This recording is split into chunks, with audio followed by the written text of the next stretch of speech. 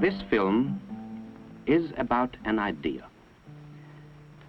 we call the polymorphic concept of data processing system design, which is a complicated name for an idea, we admit. But the idea itself isn't so complicated when you think of it in terms of how people get machines to help solve their problems. Now, if you have a problem to be computed, you take it to a computer.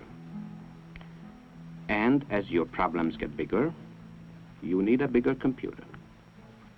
As more and more guys like you have problems to solve, they take turns on the computer, which isn't so bad if the computer is fast enough, which it can be if it is big enough and expensive enough. But as the number of guys and the number of problems increase, the machine gets huge. Isn't that a waste? Because while one guy is using the computer to solve an easy problem, which may only be taking 1/1000th of the computer, everyone else has to wait. Unless you spend still more money and buy a still bigger computer. But worse, if one piece fails, the whole computer will probably quit, even though most of it is perfectly good, ready, and willing to work. What's wrong here? To start with, if you look inside, you see that it isn't just one solid hunk of computer, but a lot of individual parts and circuits which each have specialized functions. Now it would be nice if someone would divide the huge computer into little parts, unsolder the connections, so that everybody could get a chance to use the parts he needs for his particular problem. Next, you will want to organize things a little. Not in the usual way, where the brainy computer part not only supervises everything, but also insists on doing a large share of the detailed work. What you want is more delegation, a more easygoing, cooperative relationship between all the parts so that they can associate freely and directly with one another and in various ways. Isn't this a lot of fun? Actually, of course, the electronic boxes don't move. You just make a nice, flexible, automatic switchboard connection like the telephone company does. That way, the computer boxes, the real brains of the system, don't have to waste their time and talents acting like telephone operators, trying to handle every single message personally.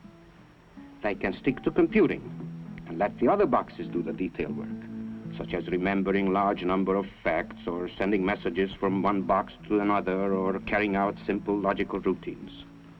And so, each computer box doesn't have to be so big now. This is distributed control, distributed memory, distributed arithmetics, distributed everything.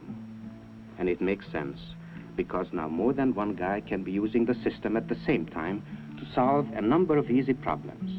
And when those occasional crash problems come along, your system can reconnect itself in a matter of microseconds to get the big, urgent jobs done, as well as an ordinary giant computer could do them.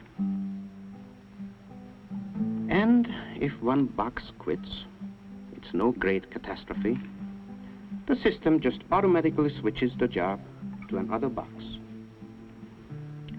If you find yourself getting the busy signal too often, you buy more of exactly the kind of boxes you need. That's like adding on new subscribers as they move in. Or you can add more displays so that more people can see what goes on. Suppose your problem calls for a lot of detailed work to do most of the time. Then you buy boxes to give you all the memory or messenger service or whatever else you need. On the other hand, if your problems are mostly heavy-duty brain work, you can load your system up with computer boxes. When you really need it, and can prove you need it, you can put together a big system or even a really, really big one, without over-investing early, or throwing anything away, or starting from scratch again. So you save money.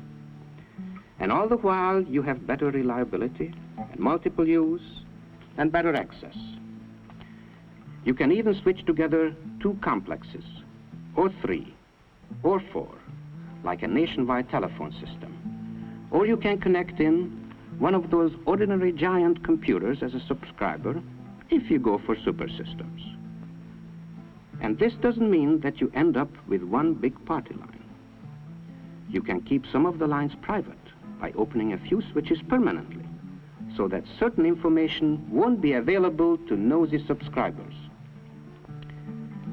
And so now you see that it wasn't just exactly a computer you wanted, but a group of guys with brains, and a group of boxes with electronic brains and consoles and displays, all connected together in varying ways and growing together so that the partnership can solve more problems per dollar than each group could solve by itself.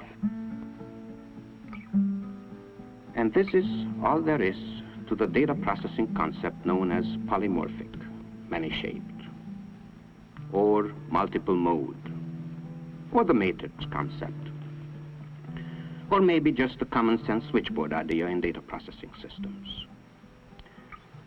Now it just so happens that Thomson Ramo Woolridge has been working on the polymorphic idea for several years. And, in case you hadn't already guessed, we have built the first actual polymorphic system. If you're interested, let us know.